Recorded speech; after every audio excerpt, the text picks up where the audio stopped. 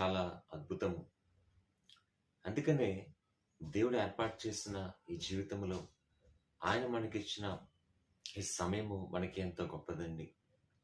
అందుకని దేవుడిచ్చిన ఈ యొక్క టైం మనకెంత ప్రెషియస్ అంటే, ఒక రోజు కూడా మన జీవితంలో అది దాటిపోయిందంటే మరలా తిరిగి వెనక్కి రాదు.